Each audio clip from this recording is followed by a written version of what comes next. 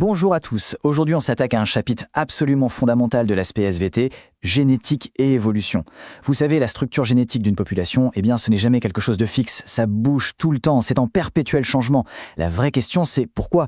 Quelles sont les forces qui tirent les ficelles en coulisses? Et comment est-ce qu'on peut les observer, les mesurer? C'est tout le programme d'aujourd'hui, on va décortiquer ça ensemble. Alors, pour commencer, je vous propose une petite mise en situation. Un cas très concret, typiquement le genre de sujet qui peut tomber au bac. Imaginez, chaque été, sur la côte méditerranéenne, c'est la même histoire. On traite massivement les zones touristiques contre les moustiques. Logique. Sauf que, ça marche de moins en moins bien. La résistance à ces produits se propage à une vitesse hallucinante. Comment c'est possible? Comment une population peut s'adapter aussi vite? C'est cette énigme qui va nous servir de fil rouge. Ok, pour résoudre cette enquête, voilà notre plan d'action. D'abord, on va se poser une question un peu bizarre, à quoi ressemblerait un monde sans évolution? On va définir notre point de départ, ensuite on va identifier les coupables, les fameuses forces qui provoquent le changement. Après ça, on passera à la pratique avec une analyse de documents, type bac, sur notre histoire de moustiques. Vous verrez, ça nous poussera même à remettre en question ce qu'on pense savoir sur la notion d'espèce. Et bien sûr, on terminera avec une fiche révision pour que tout soit bien clair. Alors, première étape. C'est un peu paradoxal, mais pour comprendre ce qui change, il faut d'abord comprendre ce que serait une situation qui ne change pas. C'est un peu comme en physique. Pour comprendre le mouvement, on définit d'abord les mobilités, le principe d'inertie. Eh bien, en génétique des populations, notre point de référence, notre état d'immobilité théorique, ça s'appelle le modèle de Hardy-Weinberg. Ce modèle de Hardy-Weinberg, qu'est-ce que c'est au fond? C'est un modèle mathématique, une sorte d'idéal. C'est ce qu'on appelle en science une hypothèse nulle. Il nous décrit une population complètement théorique, fictive, où les fréquences des allèles resteraient parfaitement stables de génération en génération. En gros, une population qui n'évolue pas. Évidemment, ça n'existe pas en vrai, mais c'est un outil hyper puissant. Pourquoi? Parce que ça nous sert de point de comparaison. Si on observe une population dans la nature et qu'on voit qu'elle ne respecte pas ce modèle, eh bien bingo, c'est la preuve irréfutable qu'il y a des forces évolutives qui sont en train d'agir. Alors, pour qu'une population atteigne ce fameux équilibre de Hardy-Weinberg, il faudrait respecter 5 conditions, et attention, elles sont ultra strictes. Une population de taille infinie, pas de migration, pas de mutation, pas de sélection, et des accouplements totalement au hasard. Bref, le point crucial à comprendre, c'est que dans la nature, ces 5 conditions ne sont tout simplement jamais réunies en même temps. Jamais! Les populations ont d'une taille limitée, les individus bougent, l'ADN subit des mutations, la sélection fait son travail.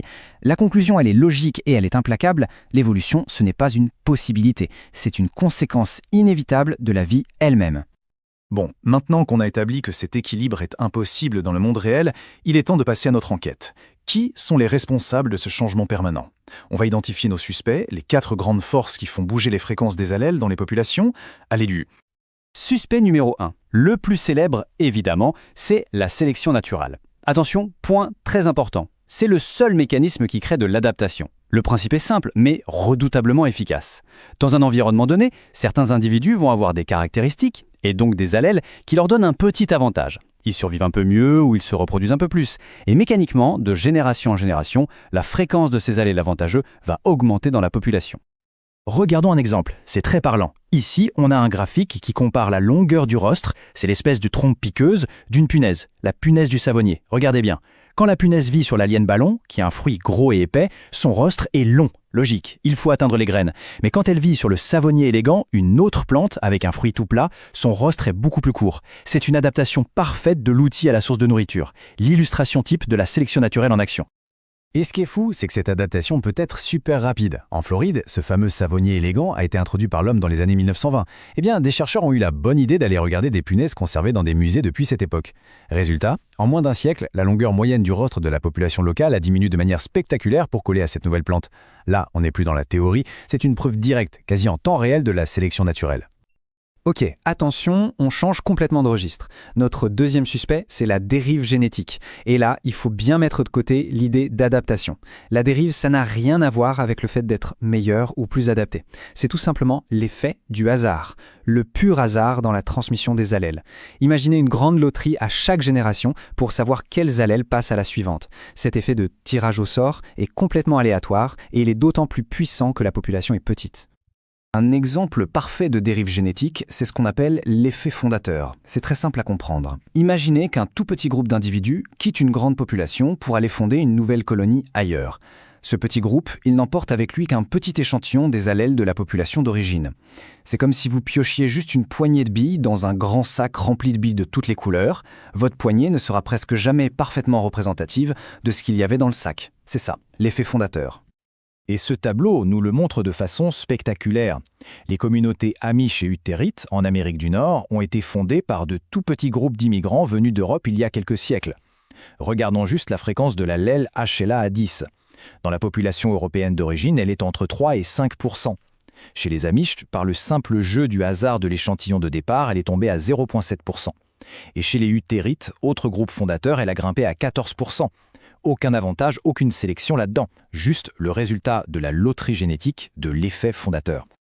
Troisième force, la migration. En génétique, on parle plus précisément de flux de gènes. C'est tout simplement l'échange d'allèles entre différentes populations. Des individus qui bougent, qui se reproduisent et qui amènent leurs gènes avec eux. Quel est l'effet principal ? Eh bien, ça tend à rendre les populations génétiquement plus semblables les unes aux autres, ça les homogénéise. C'est un grand brassage. Et on va voir que parfois ce brassage peut même aller à l'encontre de l'adaptation locale. On a un exemple très clair de ça sur une petite île aux Pays-Bas, l'île de Vlieland. Sur cette île, il y a deux populations de mésanges, une à l'est et une à l'ouest. La population de l'ouest reçoit constamment de nouveaux individus qui arrivent du continent. Le problème, c'est que ces immigrés sont moins bien adaptés à la vie sur l'île. Et le résultat est visible sur ce graphique. Le taux de survie des femelles nées à l'ouest est plus faible que celui des femelles nées à est, qui elles sont plus isolées du continent. Dans ce cas précis, le flux de gènes empêche la population de l'Ouest de s'adapter parfaitement à son environnement. Ok, on a posé les bases, on maîtrise nos concepts, il est temps de revenir à notre enquête sur les moustiques et de se mettre en mode épreuve du bac. On va faire une analyse de documents, étape par étape. Prenez de quoi noter parce que ce qui compte ici, c'est vraiment la méthode. La méthode pour l'analyse de documents au bac, elle tient en 3 temps. C'est une recette à appliquer systématiquement. Étape 1. J'identifie les données. Ça veut dire que je décris ce que je vois dans le document de la façon la plus objective possible. Je lis les axes, les légendes et je dis ce que ça montre, sans interpréter. Étape 2. Je relie aux connaissances. C'est là qu'on fait la différence. Je vais chercher dans mon cours les concepts qui me permettent de comprendre ces données. Et enfin, étape 3, j'argumente. Je construis un raisonnement logique qui utilise les données et mes connaissances pour répondre à la question. Allez, on applique. Étape 1. Qu'est-ce que je vois sur ce document ? Je vois un graphique. Sur l'axe des abscisses, la distance à la mer en kilomètres. Sur l'axe des ordonnées, la fréquence de 2 allèles de résistance. Que montre ce graphique ? Le constat est hyper clair. Près de la côte, dans la zone traitée aux insecticides, la fréquence de ces allèles est très haute, proche de 100%. Et dès qu'on s'éloigne de la côte, à l'intérieur des terres, cette fréquence s'effondre. Voilà, ça c'est ma description des faits. Maintenant, étapes 2 et 3, je relis et j'argumente. Comment expliquer cette répartition ? C'est là que j'utilise mes connaissances. Je sais que la résistance a un coût pour l'organisme. Dans la zone traitée, sur la côte, la pression de sélection est énorme. Avoir un allèle de résistance, c'est une question de vie ou de mort. L'avantage est donc gigantesque. Mais dès qu'on s'éloigne de la côte, il n'y a plus d'insecticides. L'avantage de l'allèle de résistance disparaît complètement. Par contre, son coût biologique, lui, il est toujours là. Ces moustiques résistants sont peut-être moins fertiles, moins rapides. Bref, ils sont désavantagés. La sélection naturelle va donc les éliminer. Conclusion, la sélection naturelle ne favorise ces allèles que dans l'environnement très spécifique des zones traitées. Toute cette histoire d'évolution des populations nous amène à une question encore plus fondamentale. Une question qui paraît simple, mais qui est en fait assez complexe. Si des populations s'isolent et évoluent différemment, à partir de quel moment peut-on dire qu'on a affaire à 2 espèces distinctes ? Où est-ce qu'on trace la ligne ? Et vous allez voir que la génétique moderne a un peu bousculé nos certitudes sur ce sujet. Premier exemple, les éléphants d'Afrique. Pendant très longtemps, on pensait qu'il n'y avait qu'une seule et même espèce. Et puis, la génétique est passée par là. Les analyses d'ADN ont montré que les éléphants de forêt et les éléphants de savane sont en fait sur 2 chemins évolutifs séparés depuis environ 500 000 ans. Et surtout, qu'il n'y a plus d'échange de gènes, plus d'hybridation entre eux. L'isolement reproducteur est total. Le verdict est donc tombé. Ce sont bien 2 espèces différentes. Mais à l'inverse, regardons notre propre histoire, celle d'Homo sapiens. L'analyse de notre génome a révélé quelque chose d'incroyable. Quand nos ancêtres sont sortis d'Afrique, ils ont rencontré d'autres humains, comme les Néandertaliens. Et ils ont eu des enfants ensemble, des enfants fertiles. La preuve, elle est écrite dans notre propre ADN. Si vos ancêtres sont européens ou asiatiques, vous avez entre 1 et 3% de gènes qui viennent directement de Néandertal. Ça veut dire que la barrière entre nos 2 espèces n'était pas si étanche que ça. Ça montre bien que la notion d'espèce, c'est avant tout un concept, un outil bien pratique pour classer le vivant, mais dont les frontières sont parfois un peu floues. Bon, on arrive au bout de notre parcours. C'est le moment de synthétiser, de faire le bilan pour être sûr que tout est bien en place. Voici la fiche révision, ce qu'il faut absolument retenir pour le bac.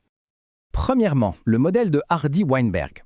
Ce n'est pas la réalité, c'est un modèle théorique, une référence pour détecter l'évolution. Dans la vraie vie, cet équilibre est toujours rompu par nos fameuses forces évolutives. La sélection naturelle, qui est le moteur de l'adaptation, la dérive génétique, l'effet du hasard, surtout dans les petites populations, et la migration, qui brasse les allèles. Conclusion générale, l'évolution, c'est la conséquence inévitable de l'action combinée de ces forces. Et pour finir, le conseil méthodologique le plus important pour ce chapitre, l'erreur à ne surtout pas faire au bac, c'est de confondre la sélection naturelle et la dérive génétique. Dans vos copies, vous devez absolument être capable de faire la différence et de l'expliquer. D'un côté, un processus orienté qui dépend d'un avantage dans un environnement précis, c'est la sélection. De l'autre, un processus totalement aléatoire, une loterie, c'est la dérive. Si vous arrivez à bien argumenter cette distinction, vous avez vraiment compris le cœur du chapitre. Voilà, j'espère que tout est plus clair. Bon courage pour vos révisions.